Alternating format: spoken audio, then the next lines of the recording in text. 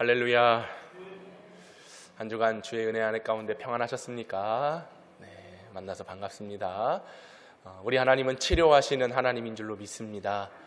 거룩한 손길과 주의 능력으로 우리를 붙드셔서 우리를 새롭게 하시고 강건케 하여 주시는데, 치료받았으면, 새롭게 되어졌으면 그 삶이 계속해서 유지돼야 되죠. 병원에서 입원했으면 이제 그 건강한 삶을 살아가야 됩니다. 또다시 병원으로 들어가고자 하는 사람은 아무도 없습니다. 오늘 하나님께서 우리에게 생명을 주셨고 또 하나님의 말씀으로 우리를 굳건히 세워주셨으면 그 세워진 자리에서 믿음으로 살아갈 수 있기를 축복합니다. 다시 이전의 옛 모습으로 돌아가면 안 돼요. 그래서 오늘 우리 함께 나눌 말씀이 새 사람을 입으라. 하나님으로부터 치료를 받았으면 새로운 삶을 살아가는 것이 마땅한 줄로 믿습니다. 자, 우리 좌우 옆에 분과 한번 인사합시다. 새롭게 살아갑시다. 네, 새롭게 살아갑시다. 네. 이제 이번 주 설날 떡국 한 그릇 먹으면 한 살 더 먹습니다. 할렐루야. 우리 청년들이나 우리 아이들은 와, 한 살 더 먹는다. 할렐루야. 근데 대다수의 우리 여러분들은 한 살 더 먹는다 그러니까 놀래버리겠네. 할렐루야. 쭉 젖어있는. 한 살 더 먹고 한 해가 더 새로워지면 우리도 달라져야 되지요. 언제까지 그 어린아이의 이전의 옛 모습에 살아야 되겠습니까? 달라져야 됩니다. 이전 것을, 옛 구습들을 다 벗어버리고 새로워져야 되는데, 오늘 주시는 말씀으로 새로워진 교회, 새로워진 성도들의 삶이 펼쳐질 수 있기를 간절히 소망합니다.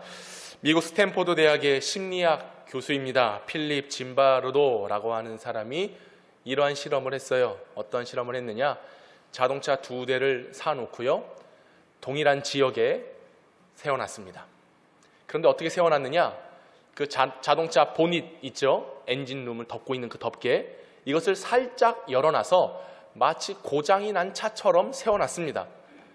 그리고 한 차에는 한 가지를 더 했는데, 차 창문의 유리창을 살짝 깨놨어요. 그렇게 보름 동안 두 차량을 방치해 두었습니다. 보름이 지난 이후에 그 차량을 살펴보기 위하여 갔더니 유리창이 깨지지 않는 본인만 살짝 열려있는 차는요, 그 모습 그대로 세워져 있었습니다.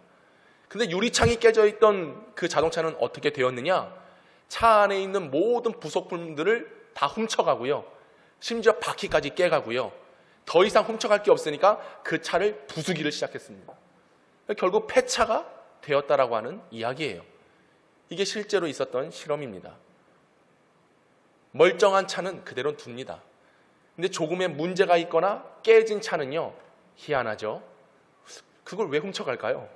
근데 사람들은 그 차에 있는 물건들을 훔쳐가고 그 차의 수준을 폐차 수준으로 만들어 버렸다는 겁니다. 이런 조사를 보면서 미국의 범죄학자 제임스 윌슨 그리고 조지 켈링이라는 사람이 이런 일이 있구나 라는 것을 보면서 깨진 유리창 이론이라는 것을 범죄 심리학에 적용을 했습니다. 깨진 유리창 이론. 어떤 내용이냐면, 깨진 유리창 하나를 그대로 방치해 두면 그 지점을 중심으로 범죄가 점점 확산된다라고 하는 이론이에요. 멀쩡하게 놔두면 아무도 건들지 않거든요. 근데 조금의 문제가 생기면 그 문제가 계속 악영향을 이어간다라고 하는 실험의 내용이었고 이론이라고 하는 겁니다. 실제로 이 깨진 유리창 이론을 접목을 했던 어떤 이야기가 있는데, 당시 미국의 뉴욕 지하철은요, 많은 사람들이 왕래를 했지만 그 뉴욕 지하철에 60만 건에 달하는 수많은 중범죄가 일어났습니다. 사람들이 되도록이면 뉴욕에 있는 지하철을 이용하지 말아라. 거기는 너무나 사건 사고가 많이 일어나니 사람들에게 여행을 하건 지나가던 뉴욕 지하철을 이용하지 말아라 했다는 거예요. 경찰들이 매일 순찰합니다. 근데 치안이 너무나 좋지 않은 거예요. 그 이유가 무엇이냐? 제가 당시에 그 뉴욕 지하철 그 지하도 사진을 하나 준비했는데, 자, 이런 모습입니다. 자, 어떻습니까? 여러분, 저기 지나가라고 하면 지나갈 수 있겠어요? 역시 우리 영평교회는 강심장, 대범해, 얼굴이 무기야. 그래서 저기를 믿음으로 지나갈 수 있겠죠? 저렇게 지저분하고 낙서가 되어 있고 어두침침하고 캄캄하니 저 사진만 봐도 어떻습니까? 에휴, 그냥 피하고 싶지요. 그러니까 그 지하철, 뉴욕의 환경이 저런 거예요. 저러니 범죄들이 끊임없이 일어날 수밖에 없다는 거죠. 그래서 대안책을 세웁니다. 저 그려져 있는 낙서를 다 지우자. 그리고 캄캄한 저 환경을 조명을 달아서 밝게 바꾸자. 지저분한 쓰레기들을 치우자. 아니 이렇게 노력한 결과 저 일을 5년 동안 했답니다. 낙서를 지우면 또 누가 와서 낙서를 하는 거예요. 근데 5년 동안 저 일을 계속했던 결과 범죄율이 80%나 감소했다라고 하는 이야기입니다. 그래서 지금은 누구나도 가고 싶은 도시 뉴욕 아니겠습니까? 누구나도 타보고 싶은 지하철의 환경을 만들었다고 하는 거예요. 아주 작고 사소한 것 같지만 그 작고 사소한 문제를 방치해두고 내버려두면 총체적 위기에 봉착하게 되는 것입니다. 사소한 위기관리의 부재는 환경과 분위기를 망쳐버리고 그 부정적인 영향이 결국에는 개인 스스로 나에게 오게 된다라고 하는 거예요. 어떤 문제들이 있으면 바로바로 즉각적으로 점검하고 수정하고 수선하고 고치고 정비를 해야 됩니다. 그렇지 않고 나중으로 미루면 지금은 아무것도 아닌 것 같고 보잘것 없었지만 결국 큰 화를 자초하게 된다라고 하는 이야기입니다.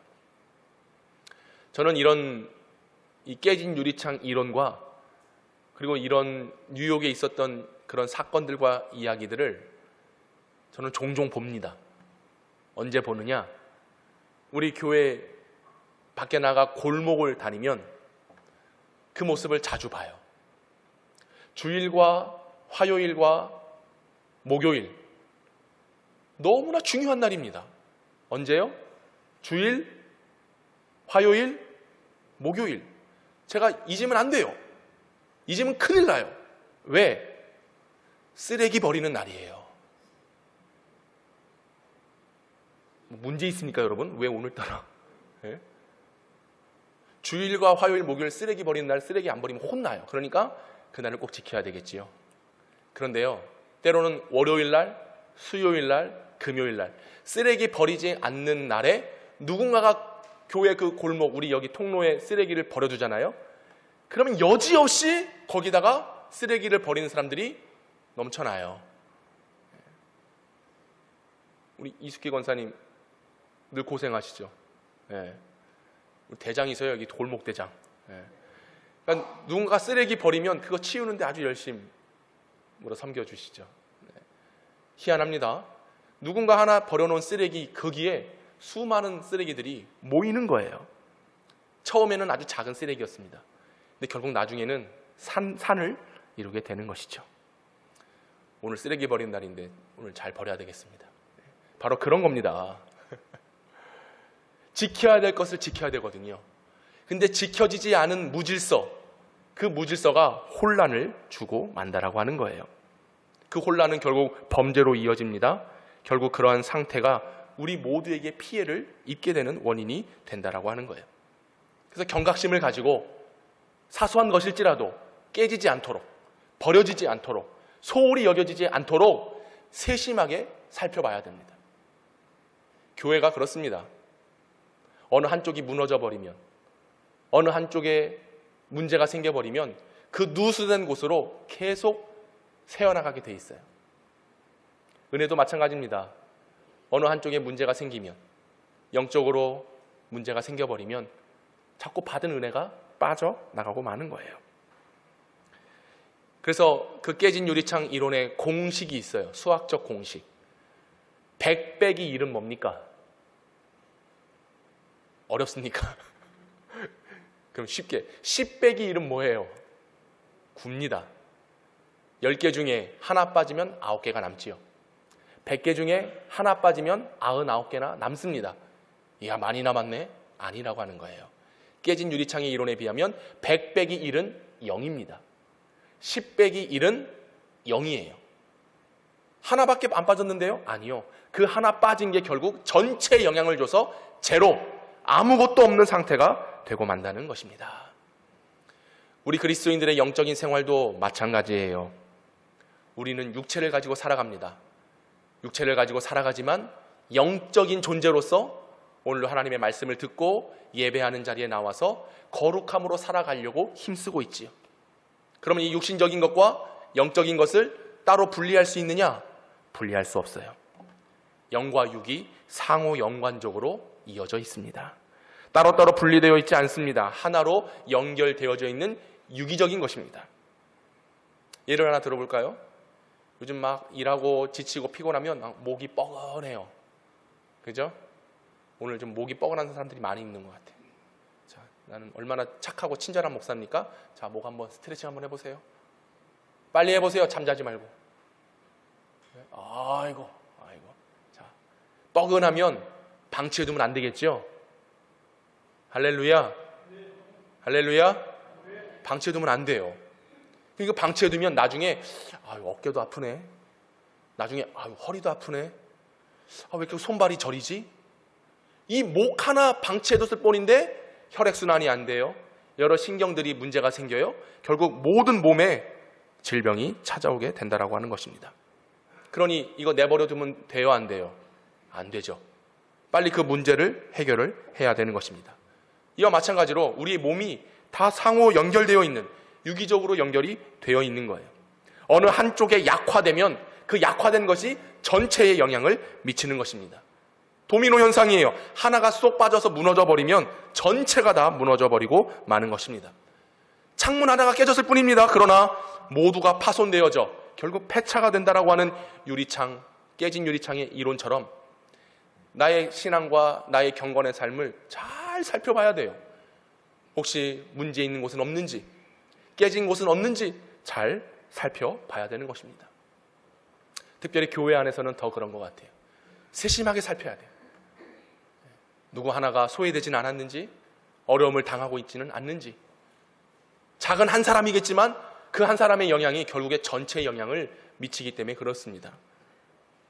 우리의 예배, 기도, 하나님을 섬기는 그 신앙의 모습이 깨지지 않고 잘 보존되어 있는지 잘 살펴보세요. 예배가 무너지면 전체가 무너지는 것입니다. 기도하지 않고 살아가는 것은 결국 호흡곤란이 온 거예요. 지금 기도는 호흡인데 숨을 쉬지 못하고 살아가는 것이죠. 모이기를 패하는 자들의 악한 습관, 그 습관은 어디서부터 오느냐? 악한 마음에서부터 온다라고 성경은 말하고 있습니다. 하나님께 예물 드리는 것도 온전함으로 드려야 됩니다. 그러나 지금 헌금 생활 제대로 하지 못하면 나중에 하나님께 드린다? 그럼 불가능합니다. 하나님께 받지도 않으세요. 형식에서 깨어진 신앙생활이 필요합니다. 이전에 했던 대로 하고 고집한 것만 고집 피우고 그럼 결코 성장이 있을 수가 없는 거지요. 예배도 마찬가지입니다. 기도하는 것도 마찬가지예요. 예배당에 출입하는 것이 습관적으로 관습적으로 늘 해왔던 것처럼 한다면 우리에겐 성장이 없는 것이죠. 지금 병들고 깨어져 있는 것을 확인하셔야 됩니다. 이걸 진단하셔야 됩니다. 빨리 원상복구 될 수 있도록 처방을 해야 돼요. 예배 드릴 때 온전한 예배 드려야 되고요. 간절히 기도해야 되고요. 모이기를 힘쓰는 열심이 필요하고요. 주님 앞에 드려지는 것, 기쁨으로 자원하여 드리는 것 필요합니다. 부자 청년이 예수님께 와서 예수님 어떻게 하면 영생을 얻을 수 있겠습니까? 너 재산 팔아. 너 그거 나눠. 이 사랑의 실천을 하지 못하면 영생 얻지 못하는 거야. 그때 그 청년은 근심하며 고민하며 돌아갔다고 했습니다. 그럼 그 청년이 돌아가서 그거 팔았을까요? 어렵고 힘든 사람 나눠줬을까요? 왜? 아까우니까 못하는 거예요. 그저 하나라도 더 100개가 있으면 101개를 얻을 때까지 힘쓰는 게 바로 우리의 모습 아니겠습니까? 교회는 그러면 안 되죠. 100이 있으면 100을 흘려보내는 교회가 돼야 돼요. 그래야 돼요. 근데 근심하죠. 고민하죠. 이걸 해야 될지 말아야 될지 걱정합니다. 근데 마태복음에 보면 밭에 보화가 숨겨져 있습니다. 그 밭에 보화가 숨겨져 있는데 그 보화가 숨겨져 있는 것을 알고 이 사람이 어떻게 합니까? 자기 재산을 다 팔아가지고 그 보화를 사는 거예요. 중요한 건 재산 파는 게 중요한 게 아니에요. 어떤 말씀이냐? 기뻐하며 자기 것을 다 팔고 그 귀한 진주를 얻는 것입니다. 영생을 어떻게 얻는 것이냐? 재산 팔아서 얻는 게 아닙니다. 내가 주를 위하여 헌신하고 드리고자 하는 그 기쁨의 마음, 얼마나 기뻤을까요? 내가 그 진주를 얻을 수 있다니, 그 보화를 얻을 수 있다니, 내가 손에 있는 것 전혀 아깝지 않지요. 더 좋은 게 준비되어 있는데, 더 하나님께서 주시고자 하는 복이 있는데 아깝지 않고 다 기쁨으로 내어드릴 수 있는 거지요. 그러니 부자 청년은 그 기쁨을 누리지 못하는 거예요. 여러분, 오늘 주님 앞에 나와서 예배드립니다. 찬송하고 있습니다. 오늘도 예물 드려 고백합니다. 기쁨이 있냔 말이에요. 하나님을 사랑하는 마음이 있냔 말이에요. 그냥 늘 하던 대로, 했던 대로 관습과 습관으로 하다 보면 결국 이것이 나의 성장을 가로막는 원인이 되고 마는 거예요. 신앙생활에 기쁨이 있어야 돼요. 오늘 거룩한 주일이 기다려져야 돼요. 오늘 서로 사랑하며 교제하며 만나고자 하는 이 마음에 그냥 감격들이 있어야 하는 거예요. 지금 그런 마음들이 없다. 오늘 그냥 힘이 빠지고 오늘 그냥 기분이 이상하고, 왜냐? 지금 어느 한쪽이 깨져 있다라고 하는 거예요. 지금 어디가 깨져 있는지 여러분 잘 보세요. 그 깨진 상태로는 결코 은혜를 받을 수 없습니다. 하나님의 임재를 느껴야 됩니다. 그 깨져버린 것이 혹 죄로 인한 것이라면 그 균열이 결국 우리를 죽게 만드는 것입니다. 세상의 염려로 인하여서 그 깨진 마음의 상태가 계속 이어진다면 영적 은혜를 공급받지 못하고 마는 것입니다.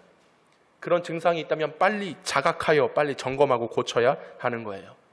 죄라는 것이 한번 틈타면 잡을 수 없는 불길이 되어 번져 다 태우고 마는 것입니다. 죄는 한 번이 어렵지 두 번, 세 번은 쉽습니다. 한 번은 내버려 둘 수 있습니다. 그러나 이것이 반복이 되고 습관이 되고 이게 딱 굳어진, 고착되어진 신앙이 돼버리면 그 어떤 예배를 드려도, 그 어떤 말씀이 주어져도 듣지 못해요.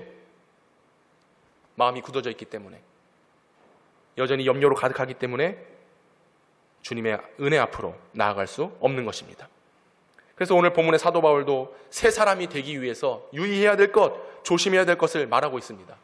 본문 17절과 19절 말씀인데요, 우리 교독하도록 하겠습니다. 제가 먼저 17절 보도록 하겠습니다. 그러므로 내가 이것을 말하며 주 안에서 증언하노니 이제부터 너희는 이방인의 그 마음에 허망한 것으로 행함같이 행하지 말라. 18절 시작.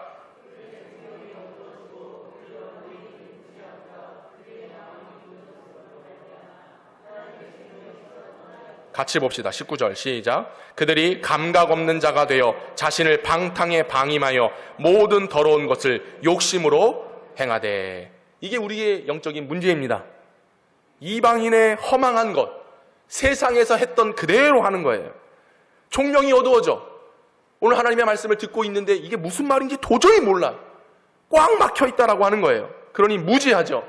알아야 되는데 알지 못하는 것입니다. 마음이 굳어져 있습니다. 왜일까요? 죄가 들어오면 하나님의 은혜를 공급받지 못하도록 굳게 만들어버리는 거예요. 우리 심령이 날로 새로워져서 하나님의 은혜를 향하여 갈망하며 달려가야 되는데 딱딱하니 굳어진 콘크리트와 같은 마음은 결코 하나님의 은혜를 받을 수가 없습니다. 다 튕겨져 나가는 거예요. 들리지 않아요. 생명에서 떠나 있습니다. 감각이 없습니다. 세상에 방탕하며 방임하며 더러운 것을 욕심으로 행하며 살아가는 것이죠. 이런 일들이 반복된다면 회복 불가능이 되는 것입니다. 기대가 없는 거예요. 그래서 늘 점검하는 겁니다. 오늘 말씀이 들리지 않으면 그 말씀을 되뇌이고 묵상하고 계속 깨달아질 때까지 말씀대로 살려고 발버둥치고 몸부림이 있어야 하는 것입니다. 세상 유혹과 죄의 시험에 넘어져 버리면 결국 이러한 은혜들이 우리에게 주어지지 않고 사도 바울이 말한 것처럼 마음이 굳어지고 무지해지고 허망해지고 방탕한 생활을 할 수밖에 없다라고 하는 거예요. 하나님을 예배할 때에 정말로 신령과 진정으로 예배할 수 있는 우리 모두가 되기를 원합니다. 찬송 한 번을 부르더라도 진액을 내어 쏟아서 불어야 돼요. 여러분 기도할 때 막 오장육부가 뒤틀어지는 듯한 그런 고통을 느껴보신 적 있으십니까? 막 간절함으로 애통함으로 이 가슴을 부여잡고 심장이 튀어나올 것 같은 그런 간절함으로 기도해 본 적이 있냔 말이에요. 오늘 주님 앞에 그런 믿음의 반응이 보여야 됩니다. 그렇지 않다? 지금 어딘가에 문제가 있는 거예요. 예배함의 기쁨이 없고 기도 응답의 확신이 없고, 그러니 일주일 동안 실패하면서 여전히 목마름 때문에 하나님 원망하고 모세를 원망하고 은혜의 때를 지나갑니다. 그 지난 이후에 반드시 12 샘물이 있고 12 종려나무가 있어요. 70그루의 종려나무가 있어요. 근데 그것을 보지 못하고 멈춰버린 신앙, 이게 얼마나 무서운지 모릅니다. 이따 오후에도 말씀드리겠지만 의심이란 뭐냐? 멈춰있는 게 의심이래요. 그러니까 지난주 한 새벽기도 말씀 함께 나누면서 그렇구나, 의심이란 게 저게 뭐 혹시 꿍꿍이가 있을까? 이게 아니라 하나님 앞에 멈춰있는 것이 의심이라고 하는 거예요. 여러분, 멈춰있으면 그 문제가 생긴 거 아닙니까? 멈춰서 의심하지 말고 믿음으로 순종하며 나아가는 성도들 될 수 있기를 바랍니다. 우리 예배에 목숨을 걸어야 돼요. 신앙생활이 최우선순위가 되어야 돼요. 하나님을 기쁘시게 하는 일이 무엇인지 늘 살펴봐야 돼요. 그저 내가 무엇을 먹을까, 무엇을 입을까, 오직 내 편이 여기에 중심을 갖고 살아가면 하나님 영광 되지 못하는 거죠. 어제 스포츠 뉴스를 이렇게 딱 보는데 우리 대한민국이 요즘 축구 아주 힘들어요. 또 시간대가 또 막 12시 반, 1시 막 이렇게 해가지고, 근데 또 다행히 새벽기도 없는 토요일 날 해서 그거 다 본 거 아니겠습니까? 여러분들 보셨습니까? 대단하시네. 깨워서 새벽기도 나오면 안 나와도 깨워서 축구 보라면 다 보시는. 어쨌든 우리나라가 4강 진출을 했습니다. 목표는 우승이지요. 우승할 수 있기를 정말 간절히 원합니다. 축구를 좋아하는 축구인으로서 제가 다른 기도는 안 해도 좀 그 기도를 하고 있어요. 근데 제가 뉴스를 보다가 재미난 게 뭐냐면, 김민재 선수 아시죠? 김민재 선수 수비 큰일 났어. 근데 다음 경기에 김민재 선수가 안 나온대. 지금 저라도 뛰고 싶은 마음이 간절한데, 김민재 선수가 항상 그렇습니다. 모든 스포츠 경기가 끝나고 나면 도핑 테스트를 해요. 뭐냐면 이 사람이 어떤 합리적이지 않는 약을 섭취했지는 않는지. 왜냐하면 잘못된 약 먹고 그거 힘써가지고 그렇게 운동하면 안 되잖아요. 그래서 도핑 테스트를 해요. 어떻게 하냐? 피를 뽑고 소변을 채취합니다. 그렇죠? 근데 어떤 기사였냐면, 김민재 선수가 도핑 테스트 받으러 김민재 선수와 이강인 선수 2명이 딱 불려가지고 갔대요. 가서 기사 내용은 이겁니다. 그 도핑 테스트 받는 그 방을 청소했다. 원래는 그냥 테스트 받고 피 뽑고 그냥 가는 게 정상이에요. 근데 거기를 청소했다라고 하는 것이 기사 제목이었는데, 저는 그 기사 제목보다 그 내용이, 그럼 왜 청소를 했겠냐? 피를 뽑고 소변을 받아야 되는데요. 경기 연장전까지 했잖아요. 연장전까지 했어요. 90분 경기를 하고 30분을 더 했어요. 모든 땀과 물을 다 쏟아서 오줌이 안 나오는 거예요. 그래서 소변을 받았는데 몇 시간 만에 받았느냐? 2시간 만에 받은 거예요. 어떤 이야기인지 아시겠죠? 모든 진액을, 모든 땀과 물을 다 쏟은 거예요.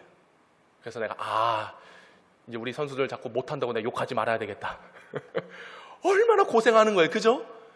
그 손흥민 선수가 인터뷰한 거 보세요. 국가를 위해, 나라를 위해서 경기를 하는데 힘들지 않습니다. 야, 역시 월드 클래스는 달라. 그런데 보세요. 그 소변을 받아서 채취를 해야 되는데 모든 물을 다 쏟아가지고 2시간 동안 물 먹느니라고. 그 물병 뭐 여러 가지 얼마나 거기 많았겠습니까?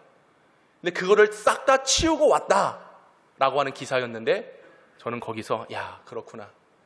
그 90분 경기, 그 잠깐이면 전반 후반 지나가는 경기를 위해서 선수들이 그 모든 힘을 쏟는 거예요.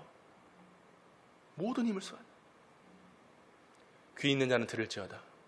오늘 주님 앞에 서서 예배드리고 하나님 앞에 나아가는 우리들이 과연 그런 열정, 에너지, 진액을 쏟으며 하나님을 예배하고 있는지. 목소리만 크게 설교한다고 설교 잘하는 게 아니라 정말 내가 사모하는 마음으로 하나님, 이 말씀으로 우리 성도들을 먹이고, 이 말씀으로 우리 교회를 세우고, 이 말씀으로 한국교회에 힘이 되고 앞서 있는 영평교회가 되기를 원한다라고 하는 이 간절한 외침이 나의 욕심이 아니라 하나님을 향한 열망으로 세워지기를 원합니다. 우리 성도들이 예배하러 나올 때 정말 주님을 사랑하는 마음, 주님 앞에 다 드릴 수 있는 그런 모습이 우리에게 필요해요. 예배하는 일에 힘쓰시길 바랍니다. 언제까지 육신의 잠에 피곤함에 못 이겨가지고 쓰러진 채로 그렇게 엎드려 있을 겁니까? 깨어나와야 되지요. 호령하는 십자가 군병들이 돼야 되는 거 아니겠습니까? 마귀를 내 앞에 무릎 꿇게 해야 되는데 우리가 마귀 앞에 무릎을 딱 꿇고 있어요. 굴복되고 말았어요. 그러니 깨어진 이 상태가 계속 유지되다 보니 죄가 들어와요. 피곤함이 찾아와요. 또 실증이 찾아와요. 습관이 찾아와요. 하고 싶지 않은 마음이 찾아와요. 결국 폐차되는 거예요. 세상에 굴복되고 마는 거예요. 그럼 누가 기뻐해요? 마귀가 기뻐하지. 누가 기뻐하겠어요?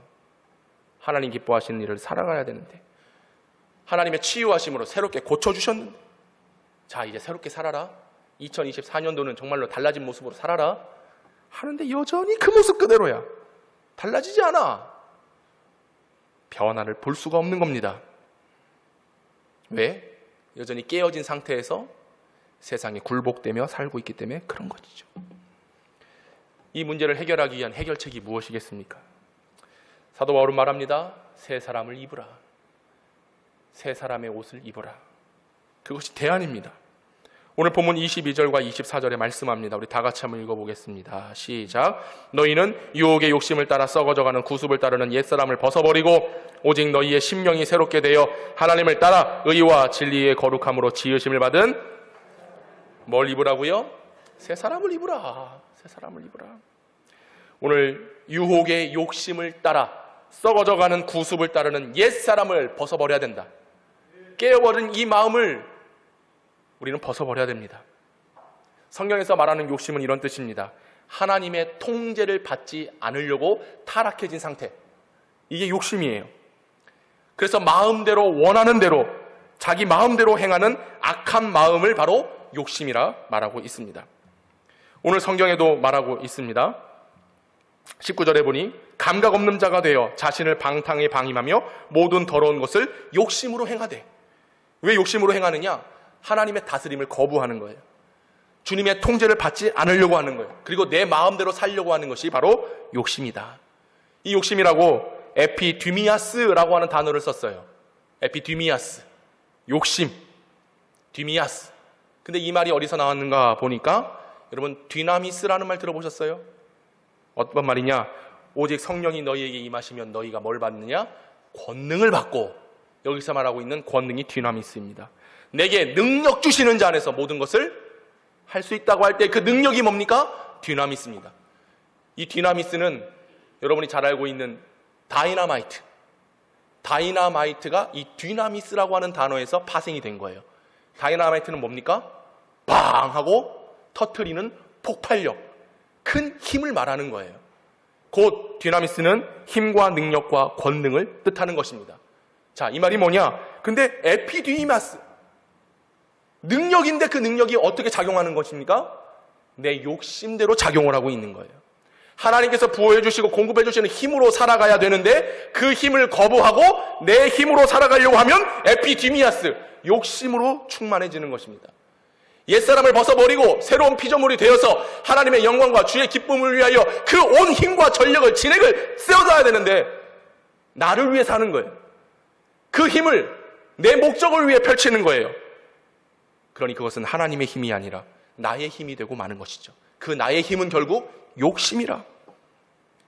이 욕심을 버리지 않고서는 새 사람을 입을 수가 없는 것입니다. 옛사람을 벗어버리려면 이 욕심에서부터 멀리 해야 되는 것입니다. 옛 구습을 따르는 옛사람의 옷을 벗어버려야 되는 것입니다. 그래서 나는 내 힘은 죽이고 예수의 힘으로 살기로 결단을 해야 되는 겁니다. 할렐루야. 우리는 예수의 힘으로 살아가는 그리스도인 아닙니까? 하나님의 능력 있는 말씀으로 붙들려 살아가는 성도들 아닙니까? 근데 여전히 내가 살아있어요. 내가 주인이 되려고 그래요.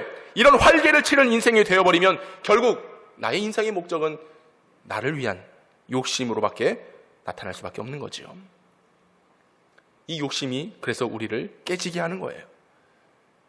하나님의 힘이 아니라 나의 힘을 의지하는 순간 나의 신앙의 성장을 멈춰버리게 한다는 것입니다. 이걸 버려야, 이걸 깨트려야 새 사람의 모습이 될 수 있습니다. 욕심이 아니라 하나님 주시는 힘으로 살아갈 수 있기를 바랍니다. 23절 24절 다시 볼까요? 심령이 새롭게 되어 하나님을 따라 의와 진리의 거룩함으로 지으심을 받은 새 사람을 입으라. 심령을 새롭게 해라. 심령이라고 하는 것은 마음의 태도입니다. 개인의 정신, 마음, 양심, 그리고 더 나아가 성경에서 말하고 있는 이 심령은 하나님이 내주하셔서 주의 성령의 충만함을 힘입어 하나님이 다스리시는 마음의 상태가 바로 심령이 되어야 되는 겁니다. 오늘 저와 여러분의 심령, 그 마음과 그 양심에 누가 임재하셔서 다스리시는가를 살펴보시기 바랍니다. 여전히 내 힘, 내 권능, 내 능력을 의지하며 살아간다면 결국 이 심령을 하나님께 내어드리지 못한 상태가 되고 만 거예요. 하나님이 통제하시고 주관하시고 다스려 주시도록 나의 심령을 주님 앞에 내어놓을 수 있기를 원합니다. 그래야 새로운 사람, 새로운 그리스도인으로 옷을 입고 살아갈 수 있다라고 사도 바울은 말하고 있어요. 그리고 말합니다. 의와 진리의 거룩함으로 지으심을 받아야 된다. 심령이 새롭게 되는 것은 의와 진리의 거룩함으로 지으심을 받아야 된다. 어떻게? 하나님을 따라.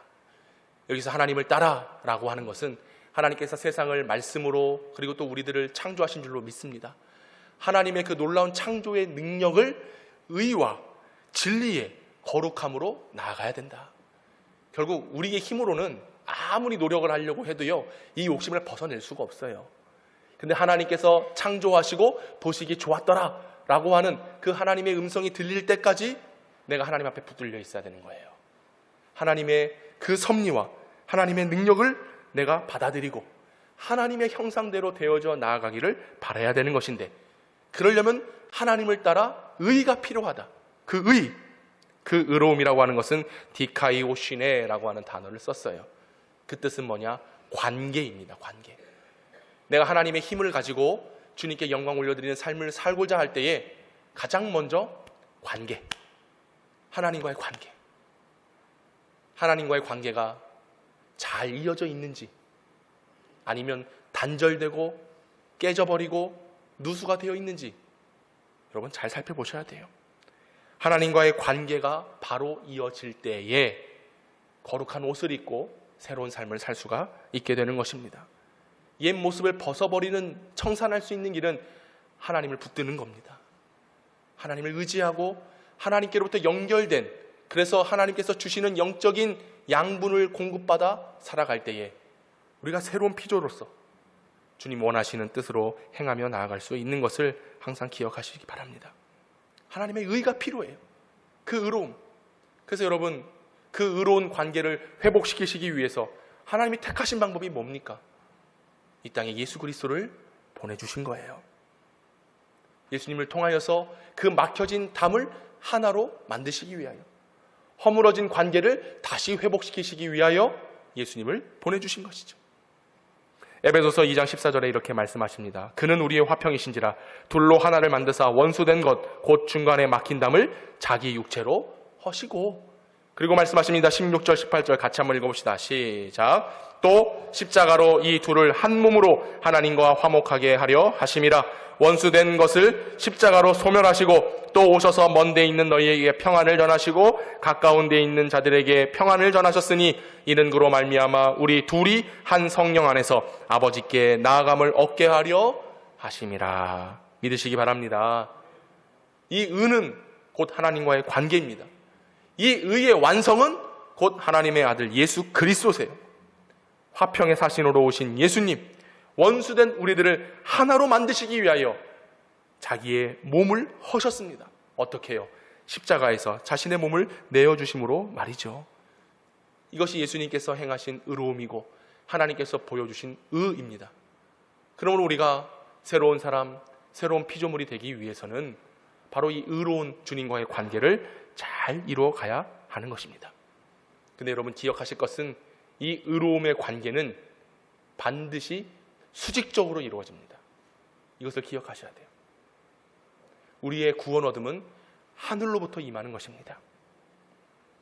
하나님은 우리를 사랑하셔서 하늘의 문을 여시고 말씀으로 우리에게 이끄시며 다스리시는 분이세요. 근데 대개 자신의 욕심을 가지고 자신의 의로움을 드러내는 사람들은 수평적인 관계를 원합니다. 나랑 똑같은 모습, 나랑 똑같은 관계, 나랑 대등한 위치에서 함께 견주려고 하는 것이죠. 아니에요. 신앙생활의 시작은 수직적인 겁니다. 하나님께로부터 시작되는 것이 우리의 참된 복인 줄로 믿습니다. 하나님 주시는 복과 은혜와 하나님 주시는 말씀이 그런 관계를 통해서만이 내가 구원을 얻고 영생을 얻게 되는 것입니다. 그래서 결국 위로부터 이 땅에 오신 예수 그리스도께서 자신의 몸을 내어주심으로 십자가를 통하여서 우리를 구원해 주신 하나님의 은혜가 펼쳐진 거 아니겠습니까? 하나님과의 관계 회복이 너무너무 중요해요. 그래서 올 한 해는 이 관계를 절대 끊지 마세요. 이 관계를 끊지 마시고 여러분이 힘을 다해서 내가 새로운 변화된 인생을 걸어가기 위하여 주님을 붙잡고 언제나 위로부터 임하는 하나님의 말씀을 사모하고 여러분 할 수 있거든 내 힘이 아니라 하나님의 능력을 힘입어서 주님이 이끄신 대로 나아가 순종하며 살 수 있기를 축복합니다. 이게 올 한 해 우리가 새 사람으로 나아가야 될 아주 중요한 진리의 말씀이 되는 거예요. 우리는 썩어져가는 옛사람의 모습을 버려야 됩니다. 여전히 욕심, 하나님의 주시는 그 듀나미스 성령의 능력이 아니고서는 우리는 결코 이 세상에 승리할 수가 없어요. 하지만 우리의 인생의 승리는, 우리 인생의 능력과 힘은 하나님께서 주시는 능력이 되어야만 가능할 줄로 믿습니다. 그러기 위해서 욕심을 버려야 돼요. 하나님을 더 사랑함으로 주님이 기뻐하시는 일이 무엇인지를 잘 살펴보므로 주 앞에 설 수 있는 우리 모두가 되기를 원합니다. 하나님의 의, 그 관계는 곧 진리입니다. 위로부터 임하는 하나님의 말씀, 내가 거룩하니 너희도 거룩하다. 이것은 관계가 잘 설정되어져 하나님의 진리의 말씀을 얻은 우리에게 주어주시는 하나님의 선물이요 축복인 줄로 믿습니다.